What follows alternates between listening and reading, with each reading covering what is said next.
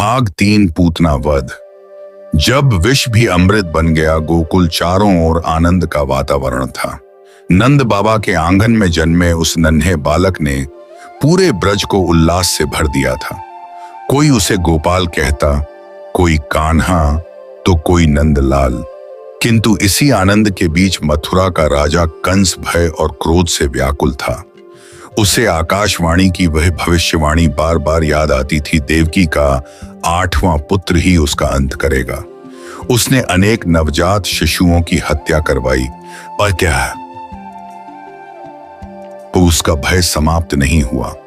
अंततः उसने अपनी सबसे भयानक राक्षसी पूतना को आदेश दिया कि वह जहां भी नवजात बालक मिले उसे मार डाले। पूतना कोई साधारण राक्षसी नहीं थी, वह मायावी थी, इच्छा अनुसार रूप बदल सकती थी। उसके पास ऐसा विष था जिसकी एक बूंद भी किसी शिशु के प्राण लेने के लिए पर्याप्त थी। एक सुबह वह अद्भुत रूप धारण करके गोकुल पहुंची।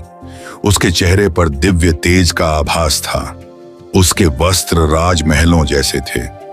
उसे देखकर किसी को संदेह नहीं हुआ कि यह सुंदर स्त्री वास्तव में मृत्यु का रूप लेकर आई है।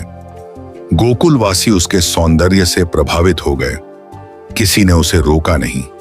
वह सीधे नंद भवन की ओर बढ़ी। उस समय माता यशोदा और रोहिणी घर के कार्यों में व्यस्त थीं। पूतना ने अवसर पाकर बालक कृष्ण को गोद में उठा लिया। देखने वालों को लगा मानो कोई स्नेहमयी स्त्री बालक को आशीर्वाद देने आई हो, लेकिन उसके हृदय में मातृत्व नहीं, छल था। उसने अपने स्तनों पर प्रचंड विष लगाया हुआ था। उसका उद्देश्य था कि बालक दूध पीते ही मृत्यु को प्राप्त हो जाए। बालक कृष्ण शांत भाव से उसे देखते रहे। फिर उन्होंने स्तनपान करना आरंभ किया, पर यह साधारण स्तनपान नहीं था। भगवान श्री कृष्ण केवल दूध नहीं पी रहे थे, वे पूतना की जीवन शक्ति भी अपने भीतर खींच रहे थे। कुछ ही क्षणों में पूतना असहनीय पीड़ा से तड़प उठी। उसकी आंखें फैल गईं, शरीर कांपने लगा। उसने पूरी शक्ति से बालक को अपने से अलग करना चाहा, पर असफल रही। अचानक उसके मुख से एक भीषण चीख निकली। वह अपने वास्तविक विशाल राक्षसी रूप में लौट आई। उसका शरीर पर्वत के समान विशाल हो गया। उसके गिरते ही धरती कांप उठी, वृक्ष टूट गए और गोकुल में भय का वातावरण फैल गया। गोप गोपियां दौड़कर वहां पहुंचे। उन्होंने देखा कि वह विशाल राक्षसी भूमि पर मृत पड़ी है, जबकि नन्हे कृष्ण उसके वक्ष पर निडर होकर खेल रहे हैं। माता यशोदा घबरा गईं। उन्होंने तुरंत कृष्ण को अपनी गोद में उठा लिया और ब्रज की परंपरा के अनुसार उनकी रक्षा के लिए मंगल मंत्रों का उच्चारण किया। गोकुलवासी आश्चर्य में थे।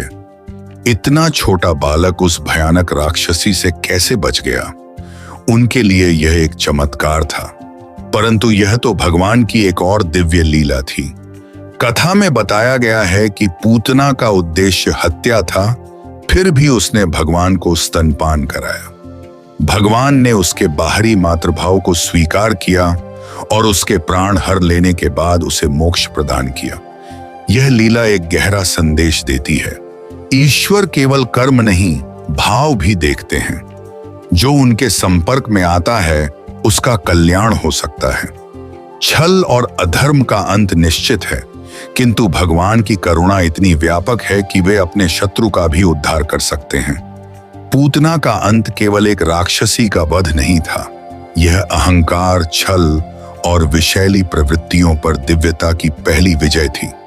और इसी के साथ गोकुल में भगवान श्री कृष्ण की अद्भुत बाल लीलाओं का नया अध्याय आरंभ हुआ।